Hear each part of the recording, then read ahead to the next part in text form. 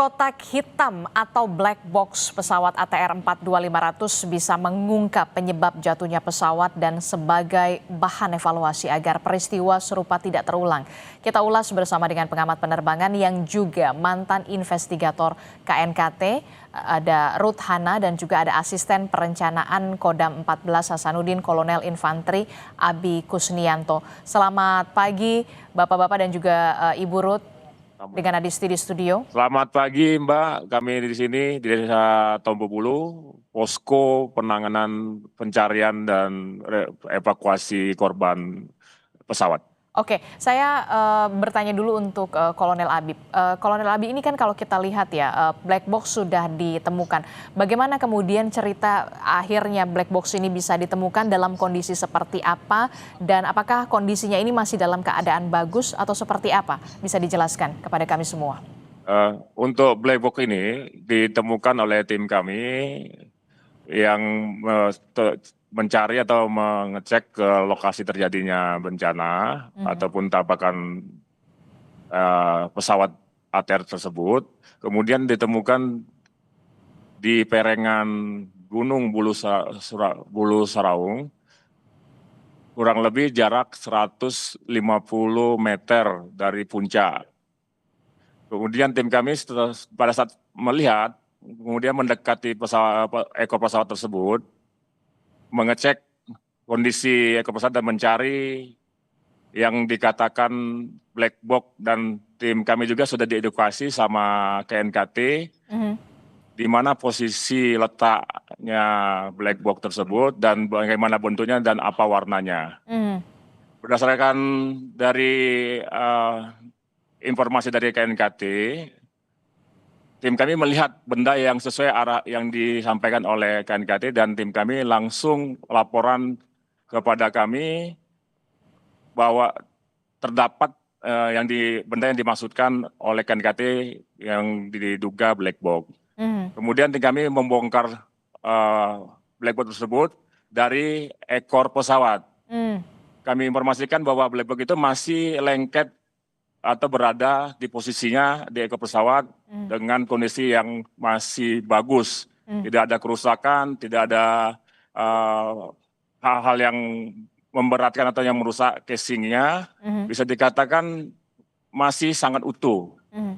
Setelah dibuka, kemudian dikeluarkan atau dilepaskan dari posisinya, ada 2 buah, itu satu VCR atau black box, yang satunya VCR atau bisa dikata VCR, kami tidak tahu persis apa namanya, CVR tapi dan FDR. FCR sama VCR. Dalam kondisi utuh atau kondisi posisi di tempatnya. Oke, berarti black box itu ditemukan memang masih menempel pada saat di ekor pesawat, kemudian masih dalam keadaan bagus begitu ya, dan ditemukan tidak jauh dari berjarak 150 meter dari puncak gunung begitu ya, Bapak? Betul sekali. Oke, saya ingin ke Ibu Ruth. Ibu Ruth, bisa mendengar suara Adisti, Ibu? Bisa, Mbak. Iya, Ibu, tadi setelah mendengar penjelasan dari pihak TNI begitu ya, bahwa memang black box sudah ditemukan dalam kondisi yang cukup baik begitu. Nah, langkah selanjutnya seperti apa? Karena kan kita tahu di black box itu ada 2 komponen ya, yang kemudian merekam data penerbangan, flight data recorder, FDR, dan juga CVR begitu ya. Nah, ini apa penjelasan yang bisa dikatakan oleh Ibu Ruth, termasuk juga soal investigasi penyebab kecelakaan pesawat ini, Bu Ruth? Ya, memang ini 2 box ini yang mencatat dan merekam perjalanan atau penerbangan dari si pesawat beserta rekaman suara apa yang dilakukan oleh cockpit crew sangat penting untuk KNKT karena akan disinkronkan dengan data yang ada di lapangan. Apakah betul ketika memasuki wilayah yang terrain tadi, yang ada obstacle, ada halangan, mesin-mesin di dalam pesawat itu berfungsi, misalnya memberitahukan pull up atau terrain bisa saja memberikan warning seperti itu, sehingga si pilot bisa segera melakukan tindakan yang sesuai dengan warning tadi. atau merekam juga arahan dari ATC, apa yang ATC minta untuk si pesawat misalnya jangan melalui jalur tersebut. Nah, itu terekam semua di dalam cockpit voice recorder atau CVR. Kemudian FDR itu mencatat heading si pesawat, kecepatan si pesawat, kemudian ketinggian pesawat, serta apakah ada wind shear, ada angin dari samping, atau ada obstacle lain yang bisa membuat distract dari si cockpit kru. Jadi dua-duanya ya, antara first officer dan PIC-nya, pilot in charge. Itu kira-kira yang pentingnya mengapa kita perlu memeriksa dan menemukan black box ini oleh pihak KNKT. Oke, ini penting menjadi salah satu kunci begitu ya untuk bisa membuka apa sebenarnya penyebab dari jatuhnya pesawat ATR 42500 ketika memang black box sudah ditemukan karena memang ada komponen FDR dan juga CVR begitu. Nah, kalau kita sebagai orang awam begitu ya, Ibu Ruth, tentu kita akan bertanya kapan ini akan dibuka? Apakah punya kewenangan Indonesia untuk membuka dan langsung melakukan investigasi? Ataukah kemudian black box ini karena memang pesawat ATR ini buatan Italia atau Perancis begitu harus dibuka di pabrikan negara asalnya? Itu yang kemudian menjadi pertanyaan kita. Kenapa? Karena kalau di Indonesia tentu kita menginginkan ada kecepatan di sana, kecepatan investigasi dan pengungkapan apa sebenarnya yang menjadi penyebab kecelakaan, Ibu Ruth. Baik. Ya, kalau berdasarkan Aneks 13 memang pihak-pihak yang bisa terlibat untuk memeriksa data dalam black box ini termasuk pabrikan. Jadi dalam hal ini bisa Prancis dan Italia. Kalau dia menggunakan mesin Pratt and Whitney bisa mengundang Amerika juga untuk ikut di dalam tim investigasi, termasuk Indonesia sebagai locus delicti-nya, jadi tempat kejadiannya. Nah, dalam hal ini Indonesia saya kurang tahu ya saat ini karena saya sudah tidak menjadi anggota investigator. Apakah KNKT memiliki peralatan untuk memeriksa black box dengan jenis yang ada saat ini yang dimiliki oleh ATR 42500 ini? Kalau tidak, memang harus melibatkan pihak pabrikan untuk membuka dan memberikan rekaman yang tersimpan di dalam FDR maupun CVR. Demikian, Mbak. Oke, jadi ini juga masih menjadi pertanyaan begitu ya. Tapi Ya. dari sepengalaman Anda begitu menjadi investigator KNKT, untuk case-case semacam ini, apakah memang harus dibuka dengan kewenangan pabrikan atau kemudian ketika lokusnya atau lokasinya di Indonesia, pihak Indonesia, negara Indonesia ini bisa membukanya? Semua bisa, Mbak. Tetapi apakah masalahnya adalah apakah kita punya alatnya untuk membuka dan membaca rekaman tersebut? Karena rekaman di dalam CVR dan FDR ini memerlukan alat-alat yang khusus, jadi semacam laboratorium forensik lah begitu. Oke, ini yang perlu harus digali lagi begitu. Apakah Indonesia Ya. bisa atau punya alat untuk membuka black box untuk pesawat jenis ATR ini ya, Ibu Ya. Ruth ya. Oke, saya ingin ke Kolonel Abi. Kolonel Abi, bagaimana dengan setelah kemarin proses penemuan black box sudah ditemukan begitu. Bagaimana langkah selanjutnya untuk proses pencarian terhadap para korban yang sampai saat ini belum ditemukan? Setidaknya masih ada 7 korban lain yang masih belum ditemukan. Bagaimana fokus dari proses pencarian? Kami sampaikan kemarin memang ada berita yang sedikit simpang siur bahwa korban yang ditemukan itu sudah 3. Padahal korban yang baru ditemukan itu baru 2. Yang ketiganya itu belum bisa dikatakan korban karena kita hanya menemukan potongan tubuh berupa tulang lengan. Oke. Hingga di tempat kejadian diperkirakan masih terdapat 8 korban lagi yang belum ditemukan. Sehingga pada hari ini kami mengoptimalkan lagi dan terus mencari, berusaha semaksimal mungkin dengan semua stakeholder, baik itu TNI, dari unsur darat, laut maupun udara, kemudian dari Basarnas, dari para relawan-relawan, kemudian juga dari tim rescue dari perusahaan-perusahaan terdekat yang memiliki kemampuan dan peralatan yang lengkap. Dan juga pada hari ini relawan-relawan itu semakin banyak untuk membantu evakuasi. Bahkan kami dapat informasi Agam Renjani sudah bergabung di tim evakuasi.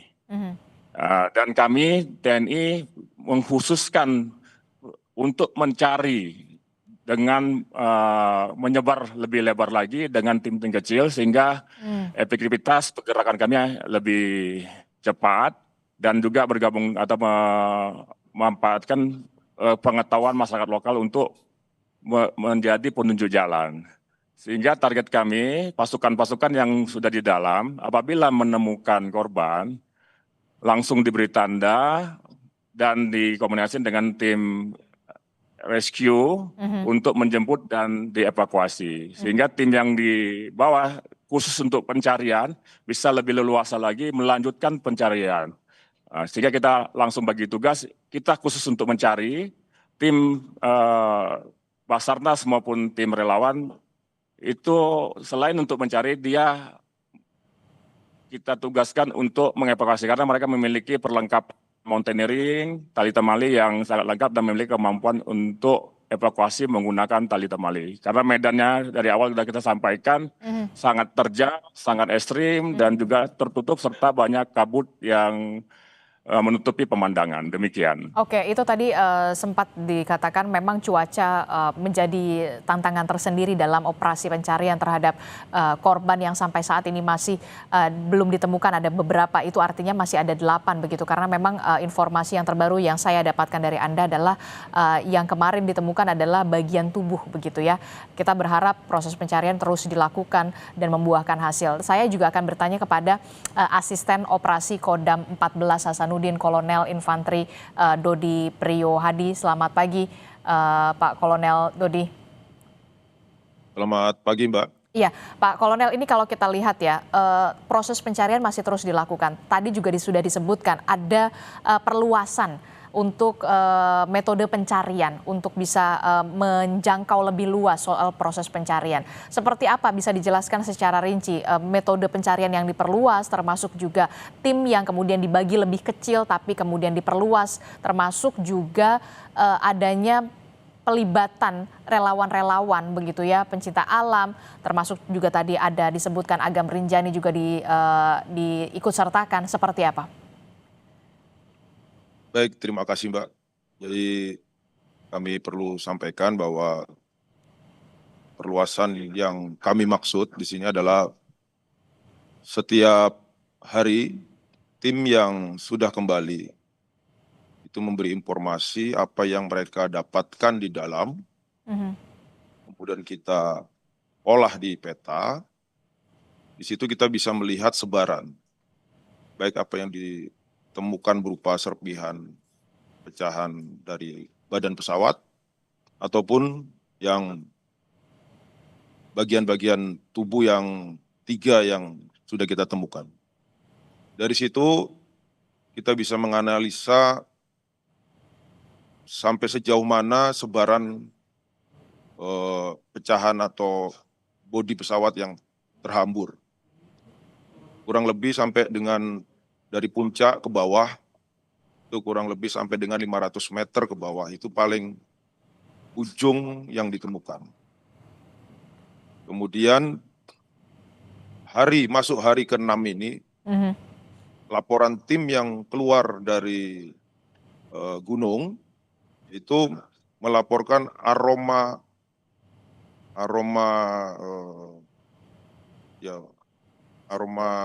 Tidak sedap. Apa namanya itu? Ya, aroma tidak sedap sudah mulai dicium oleh tim.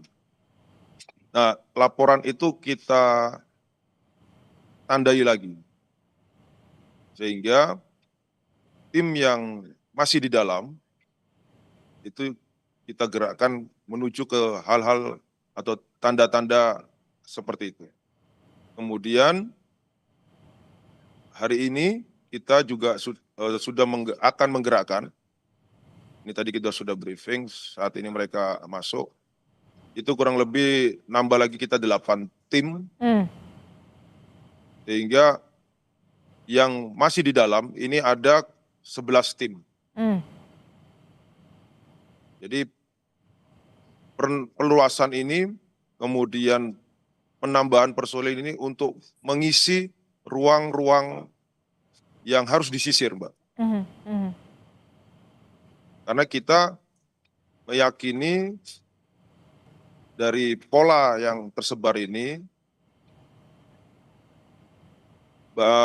dengan vegetasi yang sangat padat, mungkin jarak 5 meter saja ada sesuatu hal yang penting, tadi pecah potongan tubuh atau apa, itu mungkin kita tidak terlihat. Maka dari itu kita perlu personil yang nambah lagi atau ditambah. Kemudian di dalam kami sudah sampaikan juga tekniknya, begitu ada titik-titik yang dicurigai, mereka menggunakan teknik, kalau kita bahasanya itu ulat kilan, Mbak. Jadi membentuk seperti arah jarum jam, mengitari kurang lebih maju sampai dengan 25 meter, kemudian kembali. Semuanya, sehingga tidak ada titik yang terlepas dari penyisiran ini. Itu harapan kita. Oke, baik. Tentu kita juga berharap memang dengan adanya penambahan tim dan juga personil ini bisa kemudian membuahkan hasil yang lebih cepat agar keluarga juga bisa mendapatkan kabar baik dengan proses pencarian ini di tengah tantangan luar biasa yang saat ini dihadapi oleh tim SAR gabungan, baik itu dari Basarnas, kemudian TNI, Polri, bahkan relawan begitu ya, pecinta alam yang juga turut serta untuk melakukan pencarian di sana. Saya ingin ke Ibu Ruth. Ibu Ruth, ini kan kalau kita lihat ya, ada informasi yang menyebutkan pesawat ini sempat keluar jalur begitu ya, keluar jalur dan sudah di-approach atau sudah dimintakan untuk dari ATC begitu ya, untuk kembali ke jalurnya. Karena memang itu bukan jalur yang memang seharusnya untuk bisa landing di Bandara Sultan Hasanuddin. Bagaimana Anda melihat ini dari kacamata Anda, pengalaman Anda sebagai investigator? Apakah ada potensi memang ada kerusakan alat, alert atau seperti apa yang kemudian terjadi pada saat pesawat ingin landing di Makassar? Baik, Mbak.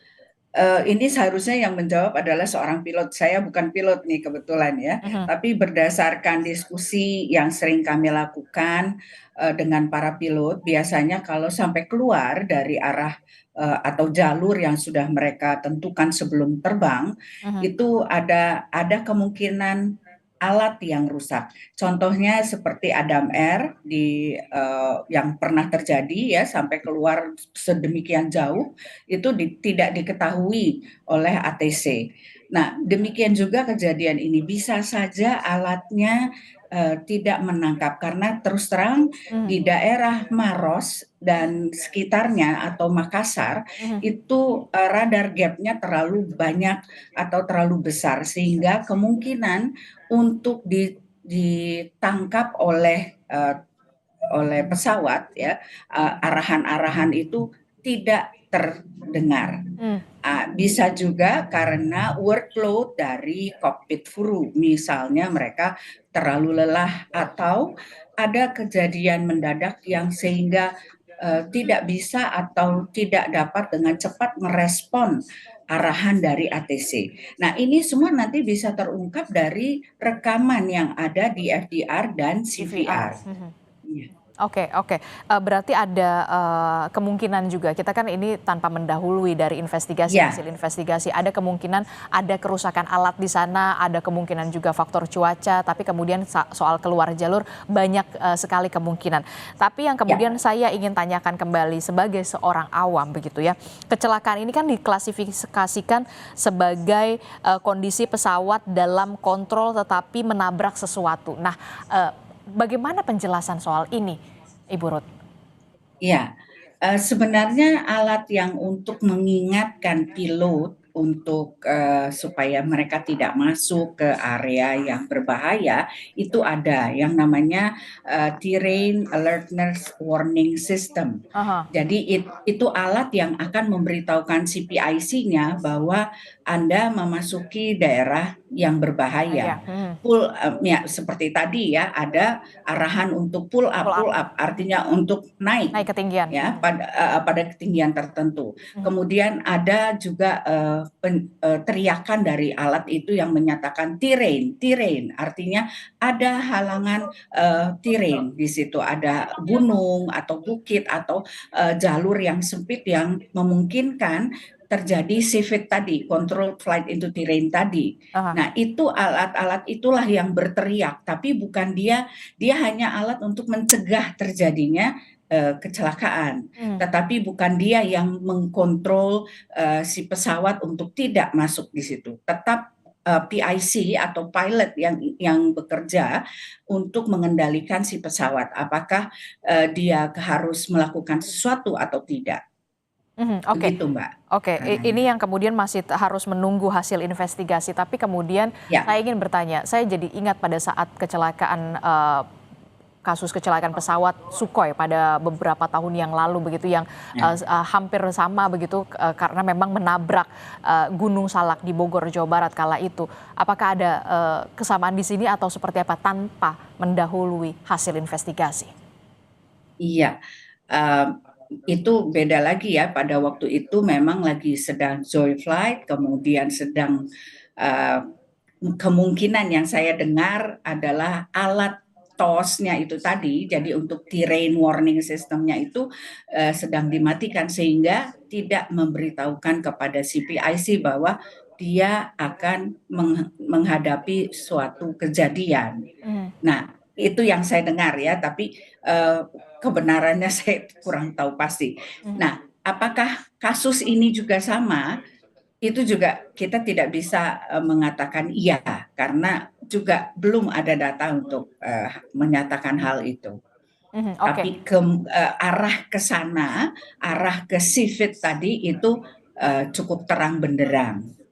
Oke, jadi ada mengarah ke CV tadi itu yang kemudian sampai saat ini masih harus terus menunggu hasil investigasi, termasuk juga soal black box tadi ya, investigasi soal black box. Nah, terakhir saya ingin ke Ibu Ruth, terakhir singkat saja.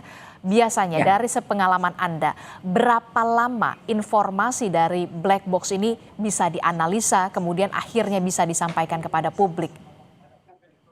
Wah, ini kalau hasil dari FDR dan CVR tidak untuk dipublikasikan, Mbak. Memang rahasia, itu diatur di dalam ICAO Annex 13, memang hanya untuk para investigator dan yang in charge di dalam tim investigasi kasus ini. Jadi bukan untuk publikasi. Namun dalam mendownload atau mengunduh data rekaman secara raw data itu bisa 3 sampai 10 hari untuk FDR saja. Jadi belum dibaca ya, hanya read out, maksudnya hanya mengunduh apa yang terekam. Tapi untuk dibaca memerlukan waktu lagi. Nah, demikian juga dengan CVR, ini akan lebih lama lagi untuk membacanya karena harus ditranskrip setiap bunyi, setiap perkataan, dan dicocokkan juga dengan waktu, kemudian koordinat dan sebagainya, dan ada tim human factors di situ untuk juga ikut mengkaji apakah betul yang dilakukan dan tepat dengan warning-warning seperti ini ya, ada seruan-seruan untuk naik atau untuk berubah arah, dan ada peringatan-peringatan itu, apakah pilot dan alat itu sinkron melakukan tindakan pencegahan. Nah, ini bisa memakan waktu 7 sampai 20 hari untuk mentranskrip saja ya, belum untuk analisis. Demikian. Oke, jadi memang ada fasenya, ada mekanismenya, mulai dari diunduh, kemudian ditranskrip, kemudian dibaca begitu ya. untuk bisa diinvestigasi selanjutnya apa penyebab dari kecelakaan pesawat ATR 42500 ini. Terakhir saya ingin ke Kolonel Abi dan juga Kolonel Dodi begitu ya.